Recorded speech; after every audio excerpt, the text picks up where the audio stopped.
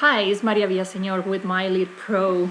Imagine that you wake up one day and you are given the opportunity to meet with your future self. Imagine that you see that in the future you're going to be a very, very successful person, and just because you decided to embrace no and failure. Yes, that's what you're going to learn after you read this book, Go for No, by Richard Fenton and Andrea Waltz. It was amazing for me, at least, because we in life we are so used to looking for a yes for everything, right? If you're looking for a boyfriend, if you're looking for a job, if you're looking for a new house, if you're looking for a bank loan, well, we are so determined to get a yes for everything we do in life that we forgot how powerful it is to get a no and to fail. After reading this book, I realized that no is just the way you're going to generate massive success, and I'll explain why. Yes is the destination, yes, but no is the way you get there. And I'm going to share with you 9 of my favorite quotes and teachings that I got from Go for No. Number 1, it says, your fear of hearing the word no is the only thing standing between you and greatness. And that is so true, because we are so afraid of getting a no that sometimes we avoid doing things just for that fear. So we don't go and ask somebody for a loan. We don't ask somebody to be your boyfriend or your girlfriend. You don't go and ask a prospect, a client, if this person wants to buy. Sometimes we talk to prospects and we spend a whole hour talking, and at the end we don't even ask, are you interested? Are you open to this business? Would you like to try my product? You don't even do that just because you're afraid of hearing that no. Number 2, and I think that this is really, really important. We tend to think that this is you and failure is on this side and success is on the other side, right? So to be successful, we have to move towards success and move away from failure. You know, that is the wrong concept. The right concept is you, then failure, then success. You have to fail so many times if you want to be successful. If you haven't failed enough, now you know why you are not successful yet. Number 3, you know, if you have kids, you've probably seen how they can ask you for a cookie like 100 times in 20 minutes, even if you say no. Okay, I want a cookie. And you, no. I want a cookie, mommy. No. Please give me a cookie. No. You can say no 100 times, and this kid is going to keep on asking you for this cookie, because they know that if they push long enough and hard enough and they don't quit, they'll get that cookie. But when we grow up, we tend to take this rejection so personally that we forget this concept. So keep on pushing long enough, keep on pushing really hard, and never quit. Your success will come as well. Failing and becoming a failure are 2 complete different things, okay? Successful people are looking to fail. Successful people want to fail. They look for it because they know that after failure comes success. Failures avoid failing. That's the big difference. Number 5, there are 5 failure levels as Mr. Richard Fenton describes in the book. And they are, first of all, you have the ability to fail. Okay, you can put up with failing, that's okay. But just with the required failing, you don't look for it, right? After that, you have willingness to fail, because you're still seeing the results after you fail and fail and fail 10 times, but you get maybe 1 yes, right? After that, you want to fail because you know that after 10 failures, after 20, you get 2, 3, 4 yes, right? Then you start failing bigger and bigger and faster. And the last step is failing exponentially. Okay, at the end, you see what a massive success you can have just by accepting the no, by accepting failing.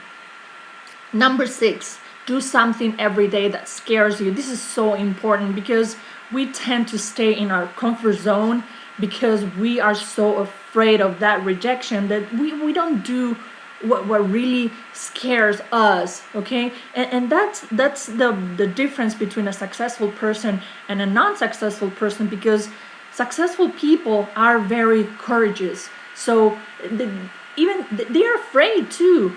Those people on stage talking, some of them, they don't even like talking in front of people. They are afraid of that public speaking, but they do it anyway because they know that courage is acting in the face of fear. It's being afraid of something and doing it anyway. That is the huge difference. Number 7, if you are willing to hear no, that's going to get you on the right track. So if you're willing to hear people saying no to your business, to your product, to your company, to what you're selling, if you're willing to do that, you're on the right track. Now, if you're wanting to fail, that's going to catapult you to the top. That's going to take you to the top earner. That's going to take you to the top of your company. This is a numbers game. The more people who sees what you do, no matter if they say no, the better you're going to do in this business or in any business. Hearing yes is the easy part of the job right now, but we don't really learn too much from somebody saying yes. Okay, yes, we signed, that's it. Now, learning to hear no over and over again and never quit, now that builds character and self-esteem, because you reach a point in which you numb yourself to this no. Okay, after hearing so many no's for such a long time, you reach a point in which it doesn't bother you anymore.